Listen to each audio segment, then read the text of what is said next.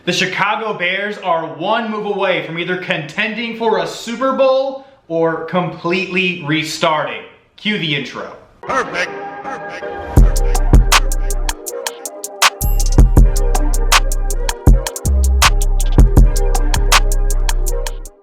Before we get too far into things, subscribe to support the channel. Like, comment, share, and of course, get the bell on to know every single time I'm dropping a video. And with that, it's on to the content.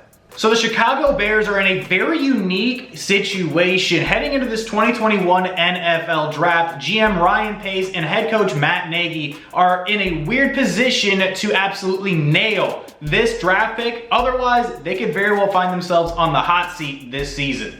And that's a weird and kind of uncomfortable thing to say about a head coach who within the last 3 years won the NFL's head coach of the year, and a GM who was highly touted and highly respected as one of the younger great minds within the NFL, but one bad draft pick has really seemed to turn the tide to the Chicago Bears' fortunes as well as, well, the GM and the head coach's fortunes. And heck, this team made the playoffs just this past season at an 8-8 mark before quickly being dispatched by the New Orleans Saints. The Chicago Bears have been a playoff team over these past few years, or at least a playoff contender, but how exactly did Matt Nagy and Ryan Pace land in this position? Well, it was trading away a huge amount of draft capital to go get quarterback Mitch Trubisky, formerly of North Carolina. And if you follow the NFL at all, he is now a Buffalo Bill, the MVP from the playoffs. The Nickelodeon most valuable player is now no longer a Chicago Bear. And there's really only one move the Chicago Bears could make that could very well save Ryan Pace and Matt Nagy's jobs, and it's getting a quarterback. So the first question, how do the Chicago Bears even get in a position to draft one of these premier quarterbacks in this upcoming NFL draft? There are a lot of really enticing quarterback options in this year's draft that the Chicago Bears could very well find themselves landing. Mac Jones from Alabama, Justin Fields from Ohio State University, and Trey Lance from North Dakota State University all could very well be options that could land in Chicago, as Trevor Lawrence from Clemson is all but locked in at the #1 draft position by the Jacksonville Jaguars, and Zach Wilson from BYU is all but locked in as the #2 overall pick. But bad news Bears, the Chicago Bears are stuck at draft pick 20 because they happened to make the playoffs last year. And 20 to jump up into the top 10 to get one of those three guys like I mentioned is not going to be an easy task. But it's not to say that the Chicago Bears can't move up. The Atlanta Falcons are looking to move off of that #4 overall pick for the right deal, and the Detroit Lions have also been rumored to be willing to move down in this year's NFL draft to a team that is in pursuit of a quarterback like the Chicago Bears. But unfortunately, because they're sitting at pick 20, it looks like the Bears are probably going to be at a disadvantage in comparison to a couple of other teams, a la the New England Patriots and the Denver Broncos, trying to move up into one of those picks, the either 4 or 7 spot. The Chicago Bears sitting at 20 are going to have to leapfrog over 15 picks if they want to land in Atlanta's #4 spot, which means they're going to have to give up a ton of draft capital, a la very similar to the deal they probably had to deal to the San Francisco 49ers to get Mitch Trubisky. A package to get into the top 10 from pick 20 could very well include multiple first-round picks as well as a few key players from around the roster. And if the Chicago Bears are willing to make that move, I have an idea of who they could be going after and who might very well be the best fit for the Chicago Bears. So let's say they could move up into one of those spots, the 4 or the 7 spot. I think the guy that could make the most sense, could revolutionize the Chicago Bears offense in Matt Nagy's playbook, is Trey Lance. The North Dakota State quarterback had a terrific 2019 campaign where he threw 0 interceptions to 28 passing touchdowns, and on his career at North Dakota State University, bringing them national titles at the FCS level, he also was able to accumulate over 1,100 rushing yards on the ground to pair with 18 touchdowns. Trey Lance is an incredibly versatile, very athletic quarterback with tremendous decision making.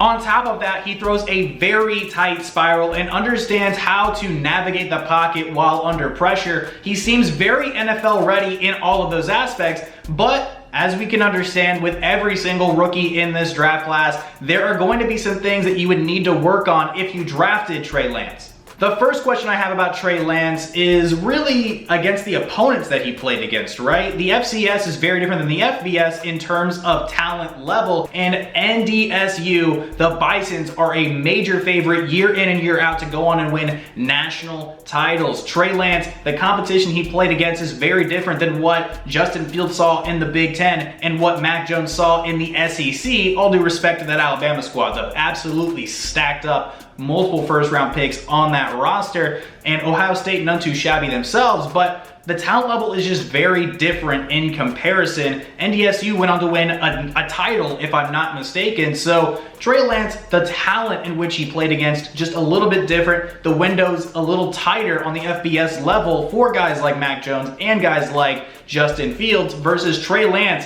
having very good players surrounding him as well. You know, having those windows a little bit more open. And if the windows in college are a little bit tight, the windows in the NFL are absolutely razor thin by comparison. So just throwing differences, getting him adjusted to NFL passing windows, it's going to be one of those things where you're going to have to sit him likely for a season. Another big question I have about Trey Lance is how easy is it going to be for him to learn to just slide? Because a lot of the film that I watched on Trey Lance, while he's an absolutely dynamic runner, he likes to lower the shoulder a lot and try to pick up extra yards. And your biggest ability in the NFL, especially at quarterback, is availability. NFL hits versus college hits are vastly different, and there have been plenty of quarterbacks that have been sidelined who like to run. So I would just like to see Trey Lance sliding a little bit more at the next level. In 2020, we only got to see them play one game, so you didn't really get a huge sample size. A lot of the sample size we got of Trey Lance coming from that 2019 season, and again, looked really promising, but the dude needs to learn how to slide. And more of a nitpicky thing, I just want to see him clean up his mechanics a little bit. It looks like he has a little bit of a hitch in his throwing motion, which at the NFL level, they can absolutely clean up. And I think the best route for Trey Lance could very well be in Chicago. Matt Nagy's a very, very, very capable coach, and sitting behind a veteran like Andy Dalton, who has been to the playoffs, has played at the highest level and led teams and captained teams for years and years and years, I think would be a great experience for the potential future franchise quarterback in Trey Lance. And on the job side of things, Matt Nagy and Ryan Pace will be able to sit back and be a little bit more relaxed about their job security, because if you're the Chicago Bears ownership, you want to keep a lot of those tenants around your franchise quarterback safe and in position. You don't want to have a lot of turnover at the head coaching spot, at the GM spot. You want to have the guys that are bringing in that player to be able to cultivate that player because they saw the vision for said player. And if I'm the Chicago Bears and I decide I'm going to trade up, I'm going to go get Trey Lance, that means I'm committed to at least Ryan Pace and Matt Nagy sticking around for likely 2 or 3 more seasons. But what if the Chicago Bears can't get Trey Lance? If the Chicago Bears can't go out and get Trey Lance, can't get their quarterback of the future, what do? Because they have to move up quite a number of spots, as I've already talked about, to even be in the ballpark for some of these quarterbacks. What's the plan outside of Trey Lance? Option number 1, I think the Chicago Bears could very well bolster the defense and go and get a corner to work in trio with Desmond Trufant and last year's second-round pick Jalen Johnson out of Utah, as well as Eddie Jackson, the safety, over the top. I could see them going after another corner just to make that defense even better. And the first guy up that just hit me was Caleb Farley, Virginia Tech Hokie, to replace Kyle Fuller, who they had to release this offseason. Swapping one Hokie for another Hokie, I think Farley could work very well sitting behind Desmond Trufant and being in a very stacked up, very talented defense that Chicago Bears have around him. He's going to be able to learn quite a bit and then kind of rotate in and out with Trufant depending on how good their camps are, depending on how well he could progress for the Chicago Bears. I could see Farley getting significant playing time this upcoming season in a very active and very aggressive defense that I think could play very well to his very athletic and aggressive play style.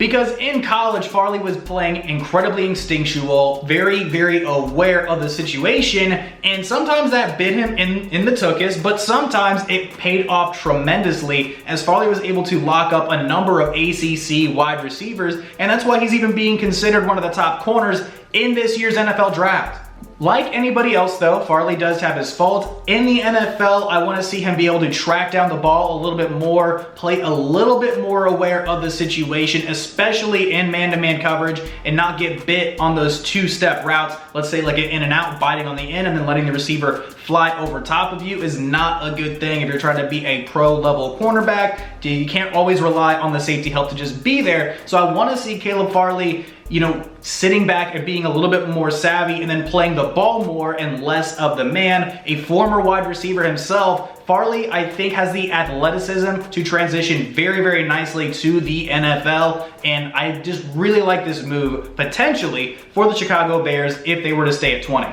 But there's another option. Option 2 being, if you're the Chicago Bears, trade back into the early second round and take your quarterback of the future in day 2. The Chicago Bears are still going to need a quarterback, and there are a number of very talented quarterbacks in this year's draft, and a guy I think the Bears could go out and get day 2 very early is Kyle Trask, quarterback out of Florida. Trask was a 2-year starter for the Florida Gators, who in 2020 had his best season, throwing 43 passing touchdowns to just 8 interceptions, 4,300 passing yards to 68% completion percentage, throwing to guys like Kyle Pitts, who are going to be top 5 picks in this year's NFL draft.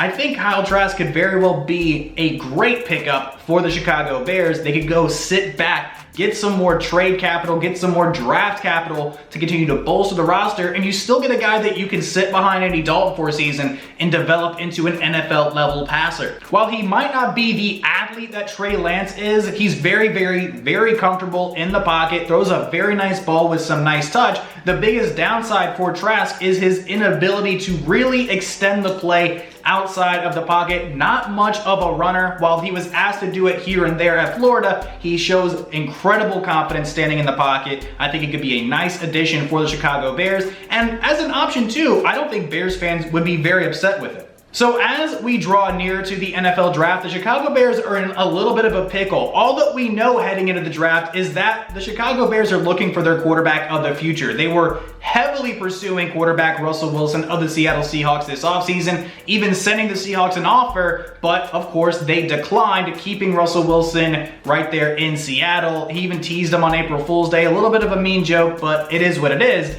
The Chicago Bears, nonetheless, are looking for their future at the quarterback position. So I guess we'll just have to wait and see how everything pans out. Oh, but before we go, I just want to remind you guys, next week posting my first round mock draft. This year's NFL draft is looking absolutely crazy. Just wanted to throw my potential picks out there. Been trying to watch as much film as possible to make an educated pick for every single one of your favorite teams. So I just appreciate it. Next week, Friday, 5 o'clock Eastern time, gonna be posting first round mock draft. And with all that out of the way, thank you so much for watching the video. All my social medias, check me out down in the description below. Feel free to, of course, stick around and watch some more content. Like, comment, share, subscribe to support the channel, and get the bell on to know every single time I'm dropping a video. My name is Tristan Blake Rines, and I'm gonna catch you in the next one. Adios.